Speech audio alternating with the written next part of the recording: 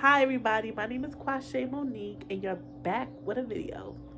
So today me and Jason here, we're going to talk about overcoming trauma and the history of our bad relationships, because if you don't heal your trauma, if you don't address your past, you tend to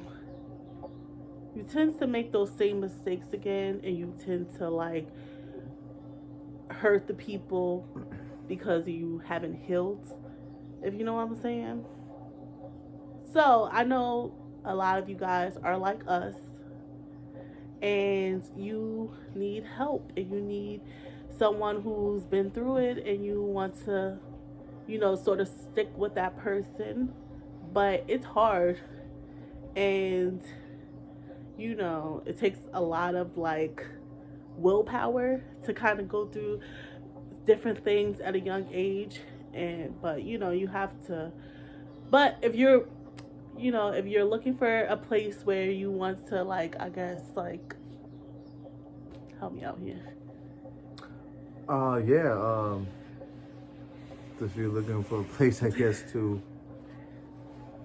somewhere to turn to where you can't find advice, or you don't want to run nobody in your business, and you kind of just want to sneak on YouTube and kind of look up some things where nobody's really knowing unless you're looking that up. You know what I mean? You don't want to really call the physician and things of that nature, and kind of basically just have a dialogue and or listening. Why am I having a brain fart?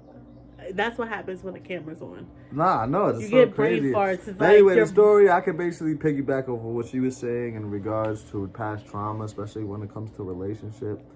I'll keep it on the eye for the time being. I know I definitely have past trauma, especially when it comes to the relationships.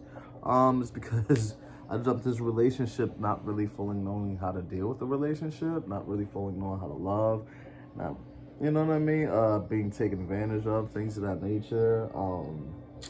Some past drama that I've been in my life and past upbringing, I utilize that same mindset with jumping into the relationship. So I know that caused me to get a lot of frictions in the relationships I've been in. I jumped into the relationship, but I treated it as if it wasn't a relationship. I utilized some of my characteristics, my reactions, emotion,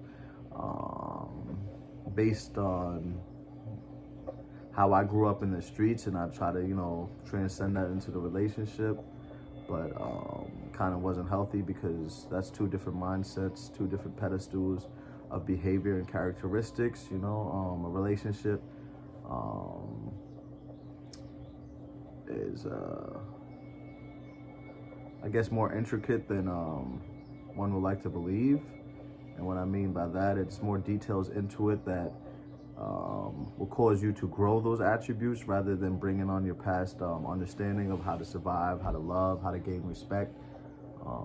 So, that's just part of a little bit that I could share, and how I could affect and how I've been affected by past trauma, and how, frictions be causing my past and still current relationship, because we're still trying to grow, still trying to figure it out. But it's been a journey, and I feel like so far we're getting it on the wraps. Just takes patience, timing, and understanding, and just love definitely is the key factor into it.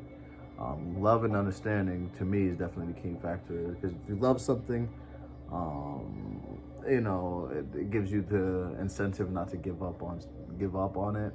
And understanding is definitely key, because if you understand why a person might act the way they act or been through what they've been through, then you have a better, I guess, dialogue relationship with them, and knowing how to deal with what they went through, because you understand them a lot better than most. So those are the two main attributes for me. I'm just rambling right now, but yeah, I want to talk about relationships.